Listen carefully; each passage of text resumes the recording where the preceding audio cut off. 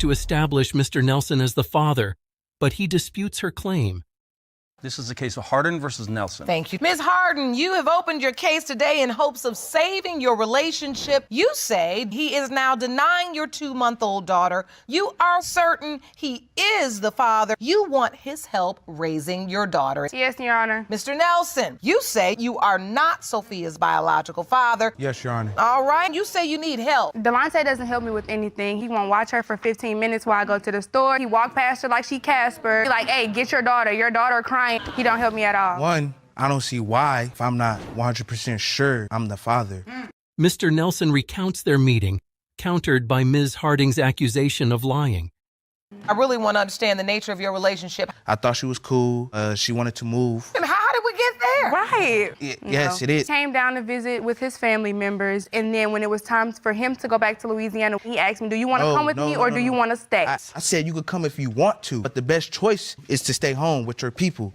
Ms. Harding recalls discovering her pregnancy and her reluctance to inform Mr. Nelson, prompting a question from the judge.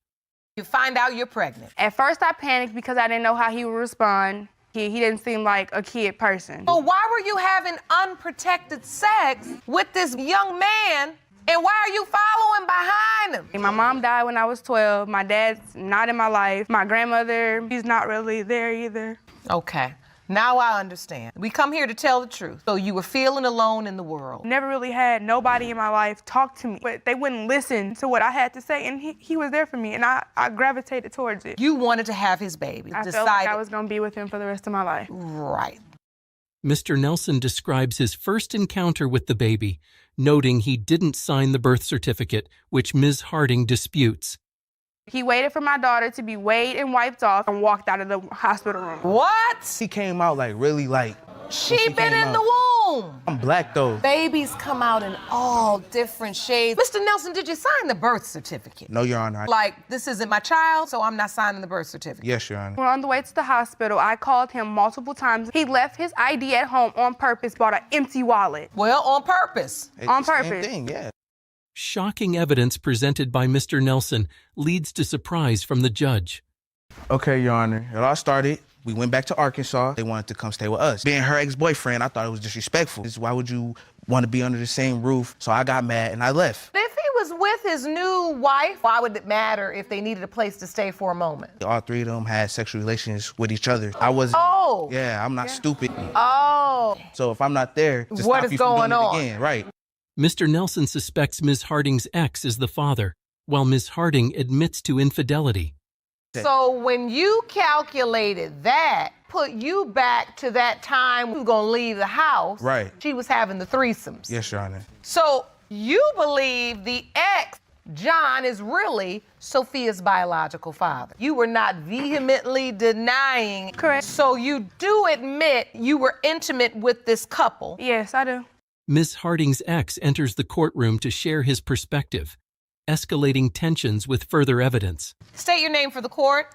John Patterson. Why are you denying are they that now? testifying, saying, what are we gonna do about our baby? I never said that. They're both delusional. I got text messages and screenshots asking me to take a DNA test. Let me see that. Can you do a DNA test for me? We talked before and you said you think she's yours. I mean, the timeline adds up. If Mr. Nelson's the father, why do you need a DNA test? You said you didn't sleep with him. His family members kept coming. That's not what the text message said. Additional twists emerge, complicating matters further and prompting Judge Lake's intervention. Ms. Hardin, you told Mr. Nelson he's the father and Mr. Patterson he's the father. No, I did not tell John. That's not true, though. You're asking him to have a DNA test because the timeline adds up. I didn't claim he was my baby daddy. Well, I know who Damn. my baby daddy is, and it's not him. Sex is not a board game. It really isn't. And at the end of the day, y'all just all up here arguing, and now we gonna have a threesome, and now we doing this. That's not really how it works.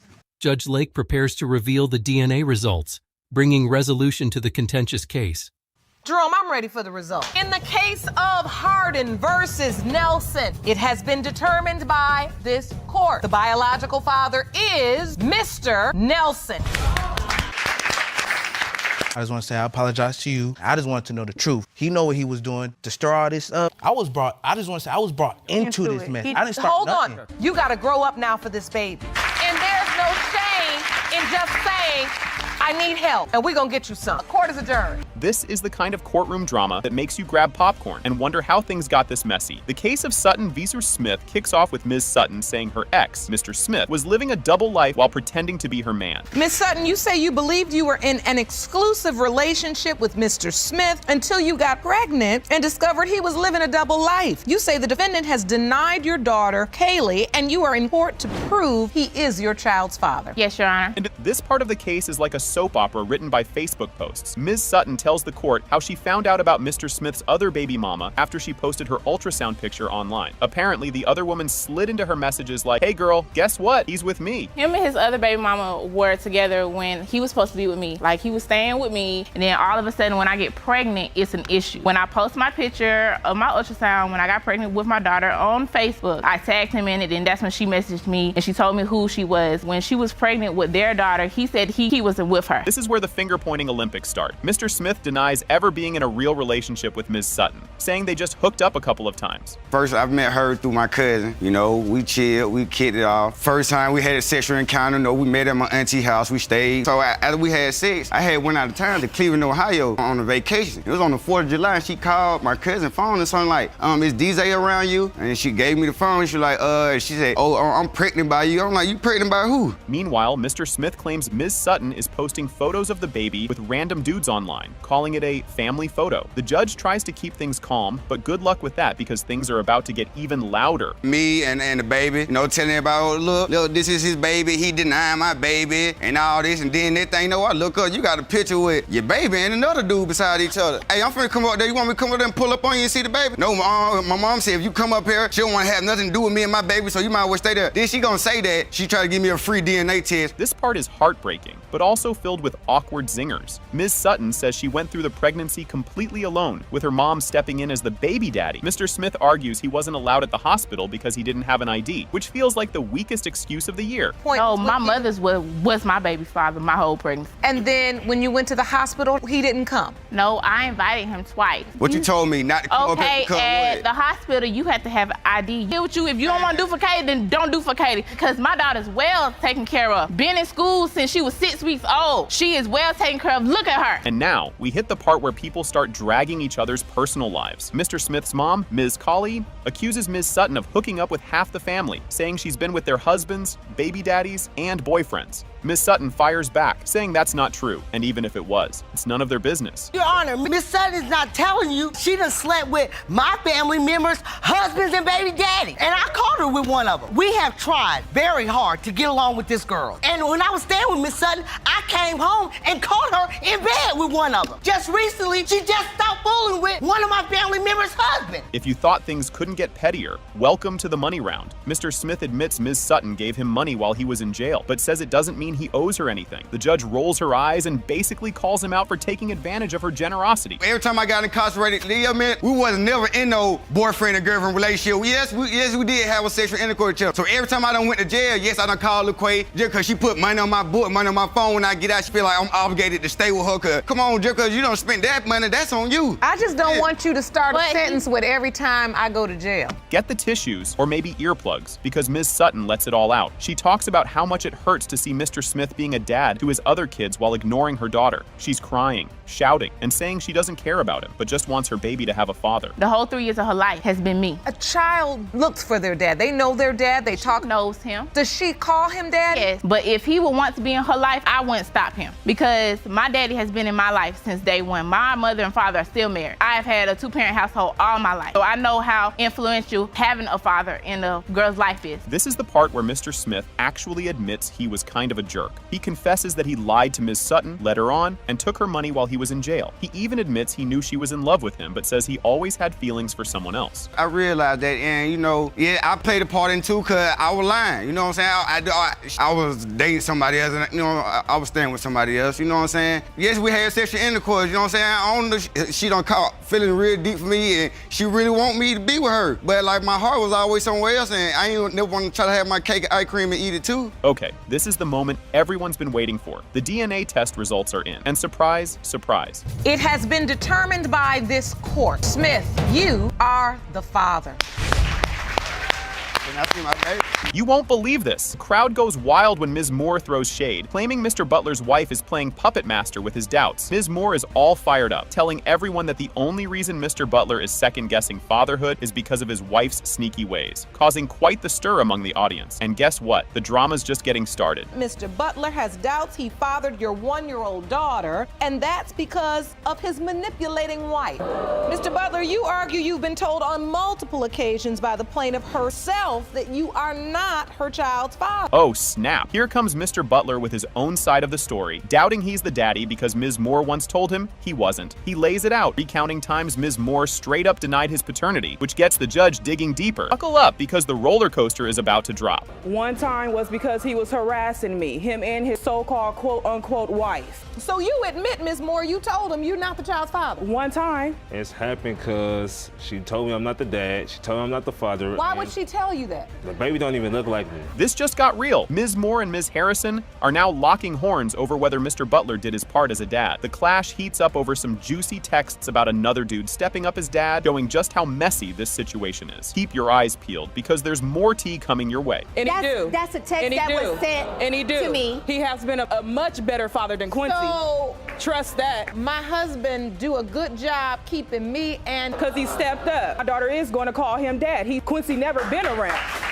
Hold on to your popcorn, folks. We're diving into the nitty-gritty of the pregnancy timeline, the court questioning when exactly Ms. Moore got pregnant. This critical convo throws some serious doubt on Mr. Butler's paternity claims. The plot thickens, and you'll want to stick around for the next twist. The baby looked just like Quincy. Now, if she can't do the math, that's her problem. She needs to sit down. December 11th, the doctor told me I was 7.5 weeks. And the baby was born... July 26th. I had 2 dates. I had an emergency C-section on July 26th. Was Quincy anywhere to be around? No. Tell me.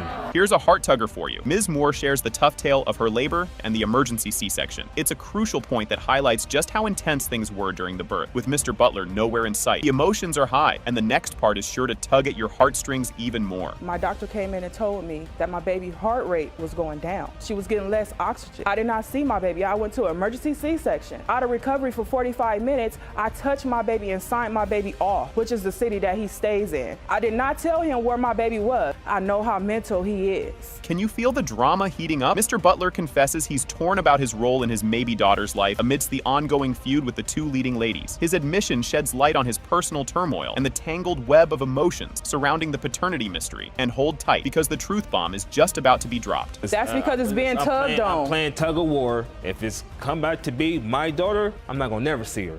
And what is it you feel like Ms. Moore wanted to be with you, and since that didn't work out, Zamar's her way of getting back at you? Yes, ma'am. Here it comes, big reveal. It has been determined by this court. Mr. Butler, you are her father. Mr. Abbott is uncertain whether Aubrey is his daughter, and he believes the outcome of this court case will determine the fate of his relationship with Ms. Lassio. You're here to prove that he is the father of your 7-month-old daughter, Aubrey, and are hoping to save your family. You plan to leave her if the DNA results prove you are not Aubrey's biological father. Yes, Your Honor. I'm here today to save our family. I've made a mistake, but I know he is the father of Aubrey. Jacob has no trust in me at all. He has a tracker on my phone. A relationship that started with no trust is almost over, and this court might be the only chance. The day that I got the call from the courtroom, he was moving out. He had packed his stuff, ready to be out of the door. I was ready to go. This courtroom has actually saved us as of right now, and I need the results of this paternity today, because if she's not, I'm gone. Apparently, our baby mama professed that she slept with another guy on the date of conception. Why are you doubtful? She had like a guilty conscience, and that's when she told me she had messed up and she had slept with the other dude, that this could possibly not be my child. She told me that I could only be the possibility, but right when she got her first ultrasound, she found out the conception date, and it was Easter, and she slept with him and me that Easter weekend. How did you end up with another man? We were on like a little break, and I reached out to another guy. We ended up hooking up, and then I was back together with Jake. Did you use protection? No, we did not. Mr. Abbott went into detective mode, followed all the clues and finally faced his fiancée about the cheating. Your Honor, she also cheated on me with him a year ago, kept it a secret, and thankfully for my friend telling me, if he would have never told me, I still wouldn't know to this day. And I sat there and I did my little investigation, found a fake Facebook, got into it, and found out everything. And that's when I woke her up and said, "You're gonna sit here and deny it now when I have the proof." Throughout this whole time, she's really given me no reason to believe her. That's why we're here today. I wanna know if Aubrey's my girl. What makes matters worse is that this isn't the first time that Ms. Lacio cheated, and it was with the same guy both times. You say a year ago she cheated with the same guy? I slept with him a year prior to that, and that was the first time that I had cheated on Jake. And I wasn't going to admit to it. I wasn't going to lose my family over one horrible choice that I made. Jacob started with always thinking I was cheating. Did you sleep with this man more than one time or just the one time? Just the one time a year ago, and then just the one time at the conception date. So more than one time. It seems weird that our baby mama is so sure that Mr. Abbott is the father, when there is a definite chance that the other guy might be the father as well. Why are you so certain Aubrey is Mr. Abbott's biological child? I know there's no possible way that she is the other guy's. But conception does not require intention. Yes. How do you know that this other man is not your baby's father? The way that Jake is with her, I believe that's only something a father and daughter can have. I know there's step-parents out there that have great relationships with their children. When he walks in the room, the way that she crawls after him first, that's not something a step-parent or anyone in the world can have. That's only a father and daughter relationship. That Jake is her dad. And do you feel this connection to Mr. Abbott? I do, but with the conception date and her doing that was so close, I can't be certain. Although he has his concerns, he is still very involved in the life of his daughter. And so Aubrey's 7 months old. You've maintained a positive, healthy relationship with her, even though you're doubtful? Yes, Your Honor. I've been there the whole time, throughout her pregnancy. She is my daughter. I just need the answers to be sure so we can move forward past this. I feed her, I change her diapers, I'm there. Every minute I'm not at work, I'm there with Aubrey and the rest of our family. You have an older son that's not Mr. Abbott's biological child, but he's a father to him as well. Yes, my son knows Mr. Abbott as dad. Jake has been there to be his father, to be his role model, to help out with schoolwork, to take him to the park, to show him, different ways to handle situations with friends and growing up and just being a boy. The paternity test was a must for both the parties involved to be able to move forward in this relationship. Did you sign the birth certificate? No, I did not sign the birth certificate because I wasn't sure if Aubrey was mine. She wanted to make sure that I was the father before I signed it. It was just hard. I didn't want him to sign his name on the birth certificate if he wasn't because of my bad choice. I feel it's best that we need DNA so we can move on with our family. Can't have him sign his name when someone else could be responsible. The other potential father wants nothing to do with this baby. Did you ever tell this other man that he could be the father? Yes, Your Honor, I did. I contacted him through Facebook, and he wanted nothing to do with it at all. He told me, have an abortion, it's not mine. He was just a loser. If Aubrey is not mine, Your Honor, I'm gone. The results are in. In the case of Lacio versus Abbott, it has been determined by this court. Mr. Abbott, you are not her father. It's over. Can you really just walk away? I don't know. There's nothing I can say to fix it. I love you and the kids love you.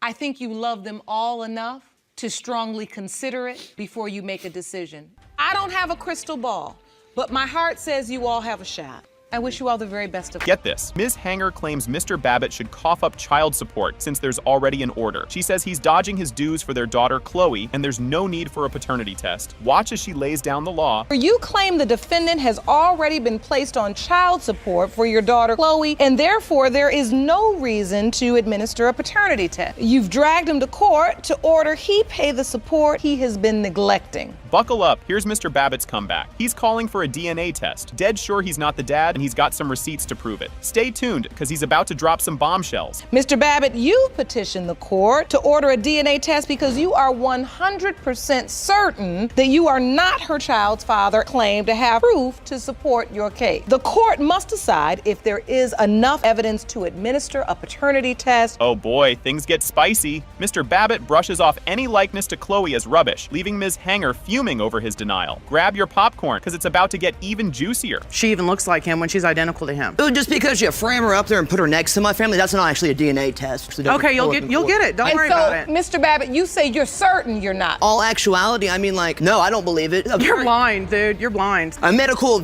professional at all giving me the opinion that you were pregnant would have been good too. Let me understand this situation. I don't know how you two even ever had sex. Mr. Babbitt thinks the child support papers on his porch are bogus, claims it's all a setup and he's not buying it. What's next? Oh, you'll want to see this? How did you end up on child support? I defaulted, I suppose, as they say, because I didn't get served. They dropped papers off on my porch, on my grandmother's porch. No, I showed seen the paperwork from them.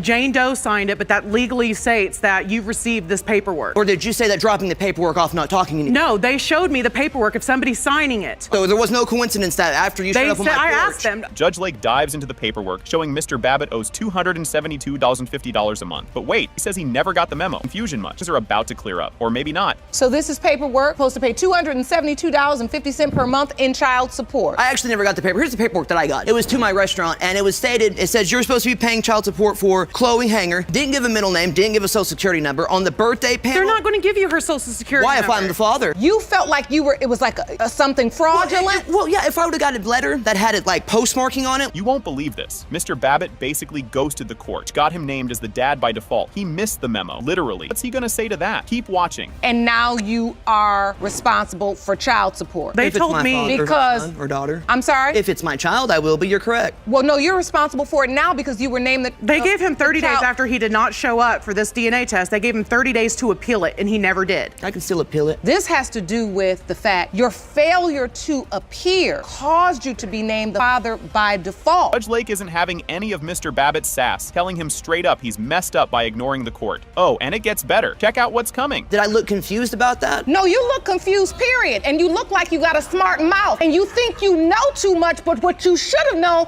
was to bring your butt to court. Then you wouldn't be here. Thank you. Now you can get smart with me if you want to. Dude, you're gonna lose every day of this week.